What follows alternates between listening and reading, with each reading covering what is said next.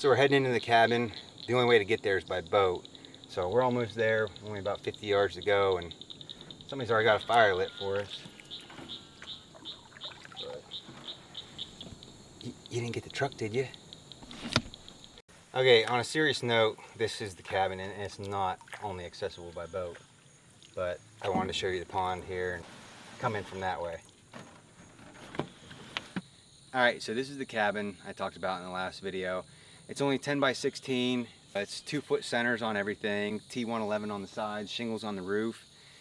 Before I put the cabin in here, I just slept in the bed of my truck, and I got one of those tents that go in the bed, and it worked out all right until it got really hot because you were laying in there sweating in it when it was 80 degrees and you couldn't really sleep at night. And then the only other problem was every time I put the tent up and put the air mattress in the back, I had to take everything out of the back of the truck and put it on the ground so I can put the air mattress in there. So I had totes laying everywhere, and then I had to cook outside, so the table was outside. Everything was outside, and it just was a pain in the butt when it rained or when it was really, really hot. So we put this up in February, and all we have is one window. It's just a basic shell right now, nothing fancy. We'll add windows whenever I come across some. We got the generator and the AC. It makes a huge difference. So, because this thing doesn't get really much of any shade, and it gets real hot in there. It's not insulated or anything. So with the AC unit, it cools it down nicely. You can sleep easily. Over here is our shower. So this is the shower. It's just on a wood pallet right there. Before I just used the wood pallet and nothing else, but because we're back in the middle of nowhere, but there is a chance that somebody might, come down this road or whatever. They're not supposed to, but I figured I'd get one of these just to add a little bit of privacy. So it just goes on there, and then I'll stake it down in case the wind blows it. And then all I have is one of those shower bags. And let me get the shower bag real quick. It's a new one I just bought today because the other one finally wore out. The handle ripped, and I put holes in it because it kept ripping. It works fine. Definitely heats up. It just uses, it's black plastic, so it heats up in the sun. Fill it up, lay it in the sun, and in 20 minutes it's nice and hot. The other thing that I did in the wintertime, I would fill it up with water, and then this grill right here, I just go ahead and get some of these coals, throw them in there, and then I fill this up and I lay it right on top. And as long as it's got water in it, it won't melt or anything. And within maybe 20 minutes, half an hour, it's steaming hot. You can get it as hot as you want it. So for $8, it works out. This is how much water I bring up with me. It's just 6 gallons, and I use that for showering and washing your hands and dishes. I got some wood over here. I split all this over the winter where it's nice and cool.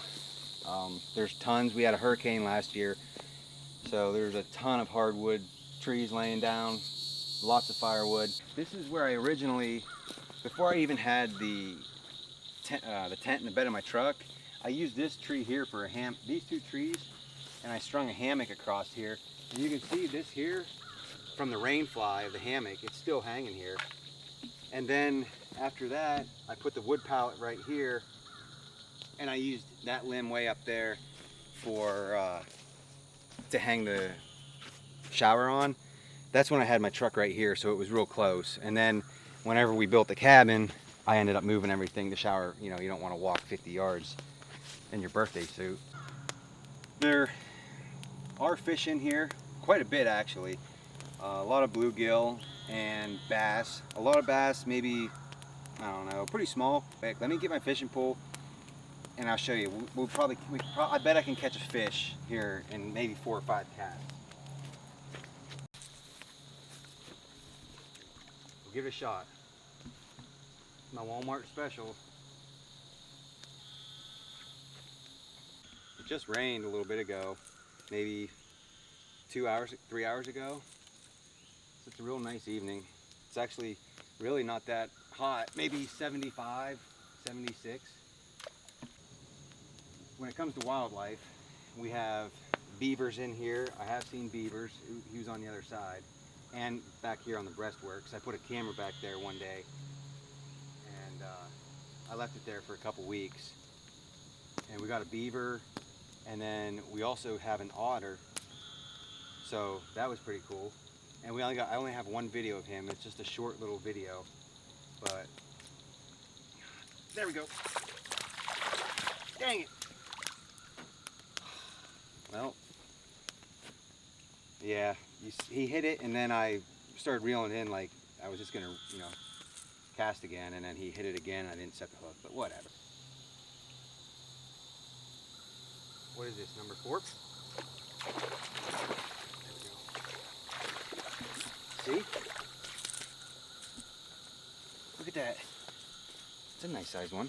I mean, it's probably the biggest one I've caught here yet.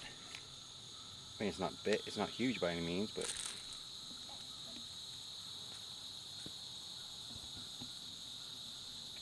so like I said, there's fish in here, which is cool. If you want to go out there and fish in the morning or in the evening, you can do that. You're right here at the cabin.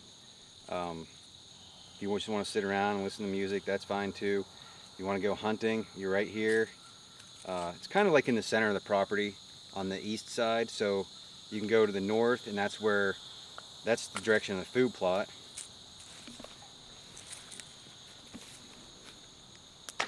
It's to the north, and it's all mostly pines. They just logged it, and they just finished up right as I was planting that food plot.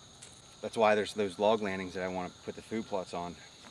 So this is the generator. It's one of those Predator super quiet generators.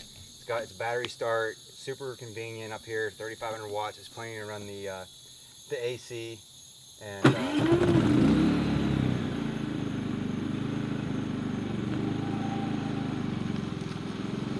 all right, so we'll go inside here. Let me show you the inside, and I'll shut the AC off so you don't hear that.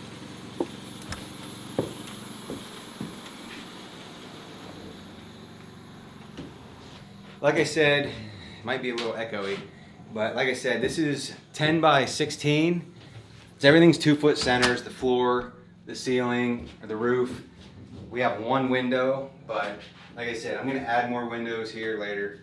And we'll add a window on the front, obviously facing the pond, maybe a bigger window, and then we'll put one on this side, and that'll face the road coming in. We have 2 beds over here, big enough for a full mattress.